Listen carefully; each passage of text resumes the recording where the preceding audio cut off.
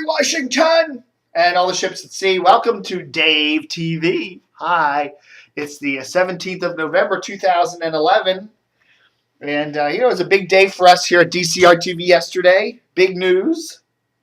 Big news. The big news was that, as we predicted, we've been running lots of rumors on DCR TV for a long time that CBS is planning to start a news station here in Washington. CBS has news stations in Philly and New York and Boston, but they don't have anything news-wise here in Washington.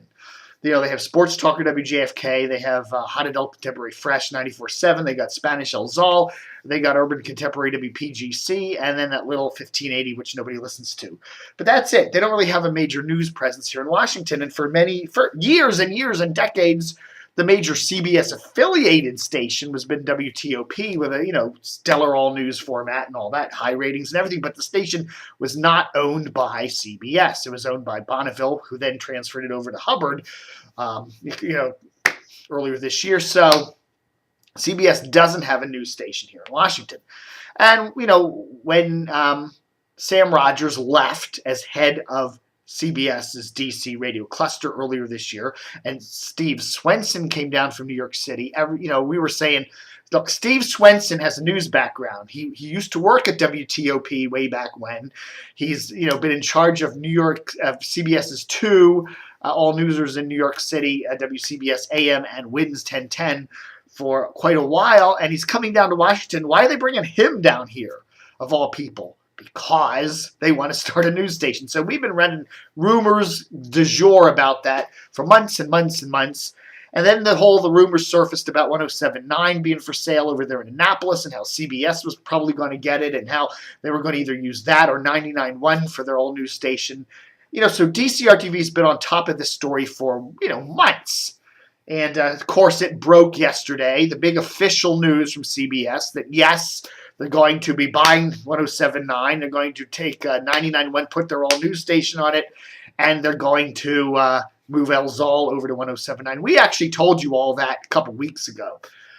So then everybody gets it. All the trade publications get it, and the Washington Post gets it. I think the thing that bums me out, I guess, and I realize there's competition. Here's this one little guy, me, lovable fuzzball me, sitting here in my condo, and I'm competing and I'm beating the crap out of the Washington Post, and they don't like that. So I can understand why Paul Farhi didn't put somewhere in his article yesterday, as first reported by Dave Hughes at DCRTV.com weeks ago, because it was. I don't know. It's just funny. It's funny to read that. So what are my thoughts on it? What are my thoughts? Well, here's what it's going to look like.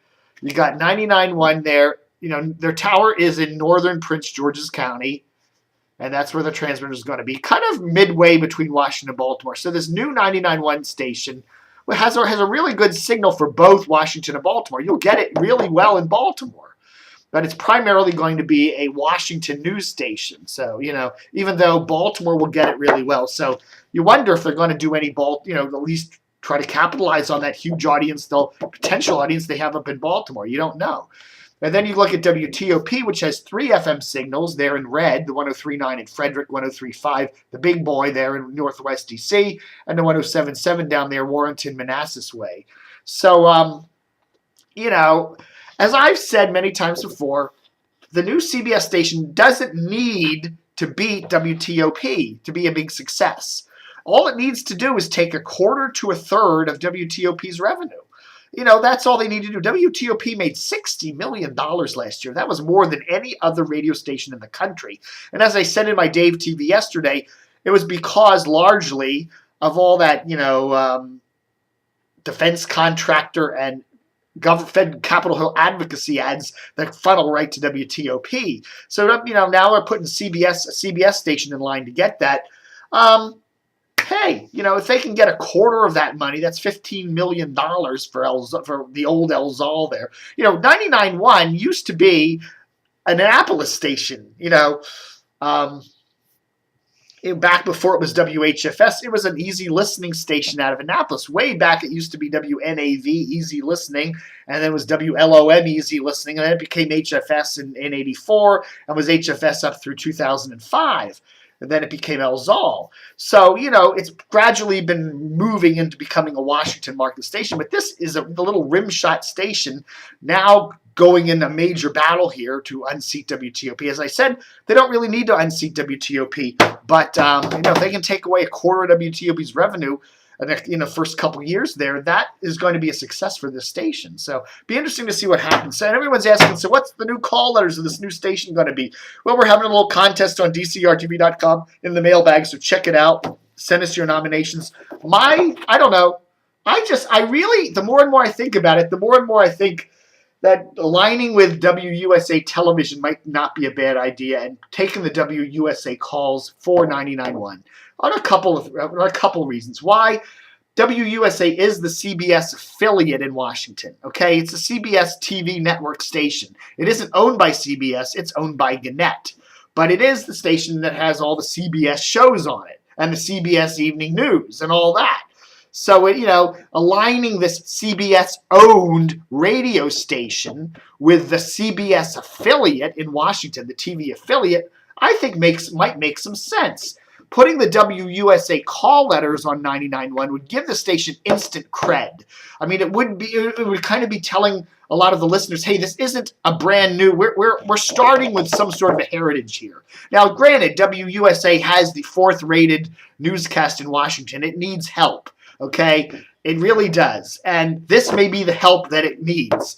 If all of a sudden WUSA TV Channel 9's news personalities like Derek McGinty and Topper Shutt and people like that can be heard on a radio station, doing morning drive weather or sports reports or doing news items, all of a sudden there's like a synergy there, and people are going to hear WUSA FM, the news, as they're driving home, and maybe put on the TV station to see more, and vice versa. It gives the station an instant news cred history because it's a brand new news operation by linking it with Channel 9, and it instantly gives Channel 9 some promotional bolster. So, hey, I honestly think it's not a bad idea. Plus, you got Channel 9 and 99.1, all the nines, 999, Herman Cain. I don't know. The more I think about it, the more I think that might not be a bad idea. Now, this new station couldn't align with WJLA because they're already aligned with WTOP. And being a CBS-owned station, they don't want to align with rival network-owned stations like NBC-owned Channel 4 or Fox-owned Channel 5. But being Gannett-owned CBS affiliate Channel 9 might be the way to go. I don't know. It sounds like a win-win deal for me, So this is what I'm saying. When it happens, remember, you heard it here. When Paul Farhi reports in the middle of December that, the new 99.1 is going to do a news alliance with Channel 9, you heard it here first, Paul. Ugh. All right, folks. So anyhow, we're hearing that the new 99.1 will be building studios, or is currently building studios there in Lanham, Maryland, at the CBS DC radio complex. So be interesting. WTOP is going to be in DC. They're right there by the National Cathedral, very prestigious location. Whereas this new station, whatever it's going to be called, WUSA FM, probably not. I don't know. Who knows? Will be out in Lanham, which I don't know. They're going to, really, if they're going to be making a serious news challenge, they need studios kind of more centrally located, I think, or at least somewhere more prestigious, like Reston, Virginia. All right, folks. So anyhow, that's the big news. And again, patting myself on the back for we got that scoop. We did it. As I say, DCRTV is very often news being made, and very often we'll read stuff on DCRTV. It's way weeks, months, sometimes years ahead of it actually happening. But when it happens, those other publications like the Post and some of the other trade publications, they don't like to give us credit. They really don't. And I guess I can understand that for competition-wise, whatever. All right, folks. So got an email the other day. Somebody wants to see some more ratings. We always do the morning and afternoon drive ratings, so they want to see the midday ratings and the evening ratings. So here we go. Here we go. So this is the latest ratings 25.54 for the second week of November for the middays. And there are the ratings, okay? Wash is interesting left. Wash is at the top. WTOP is second place, tied with Hot 99.5. And there you see it. There's a three-way tie for fifth place there. And then we got MMJ down at 8th, tied with DC 101. 10th place, a three-way tie for 11th place. This is middays. And another three-way tie at 14th place. And a two-way tie there at 17th place. And there we go. That's middays, 25.54 both sexes. And they wanted to see the evening ratings. So here we go for the evenings. Okay, this is 25.54 for November, second week. And there you go. HUR does really well. TOP's all the way down at 5th place there. And those are the numbers. So there you go. Oh, WMA, I love them at 17th. JFK, somebody needs to fix JFK. It needs fixing. Chad Duke's car gets towed. WJFK needs some fixing. All right, folks, hitting the 11-minute mark. Thanks for watching Dave TV for the 17th of November 2011. We'll have more on late breaking news developments on the new whatever it is, 99.1, the news station there for CBS. As we'll interrupt your favorite programming when that happens. So, we'll return you to the Newlywed Game. Thanks, folks, for watching. Have a good one and cut.